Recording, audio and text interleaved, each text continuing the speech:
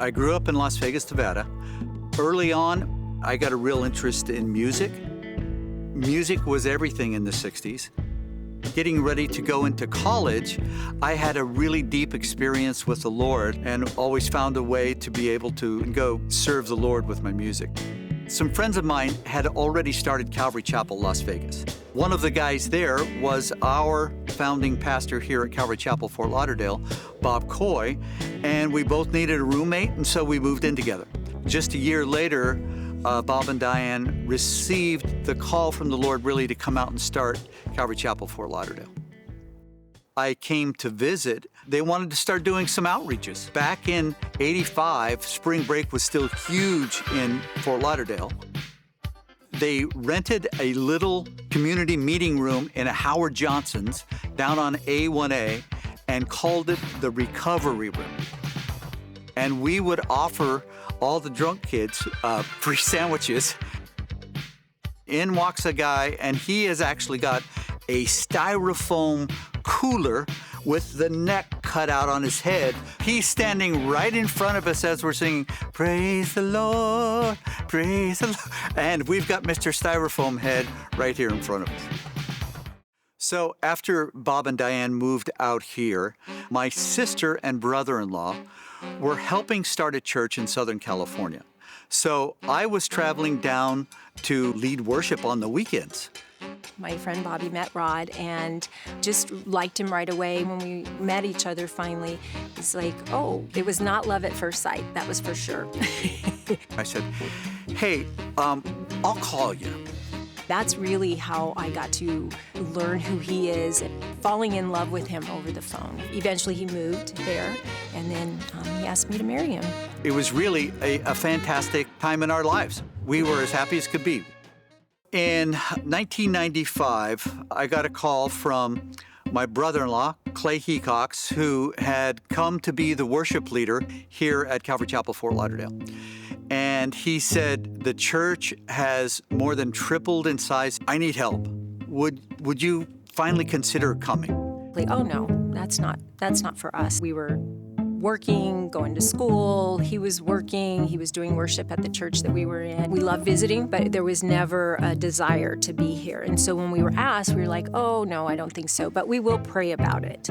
There was really four big things, four big reasons where we thought, oh, no, we can't go. And to make a very long story shorter, all four of those things God resolved within 2 weeks' time. At that point, Don and I looked at each other and said, uh-oh, we're going to Fort Lauderdale. If I was really honest, I would have to say that there was this lack of the fulfillment of a call in my life. And so when we got that call from Fort Lauderdale and God answered all four of those big things that we didn't think he would be answering, we realized for the first time together as a couple, God's calling in our life. So when we came in 1995, we knew that the church had just experienced exponential growth. That didn't stop. That kept happening and kept happening. It was just crazy. It was like, you know, no matter what we did, people were coming, you know, and it just felt like God was just on the move and we were just trying to keep up. We had a big heart for outreach. We would do the stadium services. That was an amazing thing when we first got here. And we would just see people come from all walks of life, almost like a revival in some ways. People in business suits to bikers, people in flip-flops and shorts just come out of the ocean. We absolutely loved it because there was a freedom and an excitement for what God was going to do next. I love this picture of you. I don't know, it just makes me remember how, you know, you leading how worship. Good looking I was. You were very good looking. You like the cowboy boots. I do, yeah. The beautiful thing that was happening was that people were confident that they were going to hear the gospel if they brought their friends. Mm-hmm. Now, the stage was a lot lower in those days, a much more intimate environment, mm-hmm. where we really felt like we were part of those people's experience when they surrendered their heart to the Lord.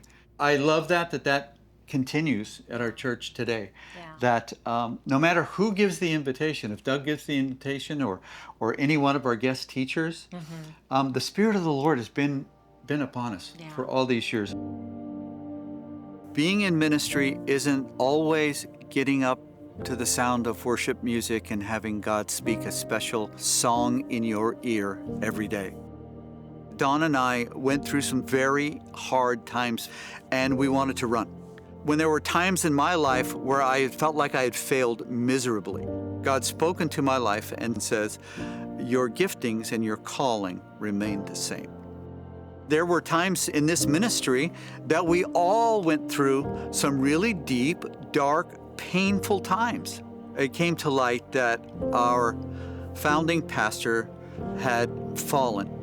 I was thrust into the presidency for our church. I was president for 5 weeks, and it was 5 excruciating weeks. It was painful every step of the way. God had me at that time, for that season, for that reason. We thought, this is the end of this ministry. This is over. It's going to crash and burn. And it didn't. God came through and gave us the leaders that we have now, gave us the church that we have now. I really attribute that to the fact that Jesus called us deeply, we served him deeply, and we will continue to. Watching a person change from non-belief to belief, from being separated from God to being united with God. Watching that moment is the miracle moment for me. Our prayer is, God, please do it again. Bring more people to you. Bring more people to you in a way, Lord, where we feel like we're doing what the Bible calls the Great Commission. That's what I think of when I hear God do it again. It's been an amazing adventure. He's got us on mountains, he's got us in valleys, and everywhere along the way, he meets us. And I'm so thankful to be part, even in the challenges, even in the difficult times. And so it's been really a beautiful thing. And, you know, it's not over yet. Journey's not over yet. It's still an adventure. And we're looking forward to seeing what he does and how he does it. And we just want to be part.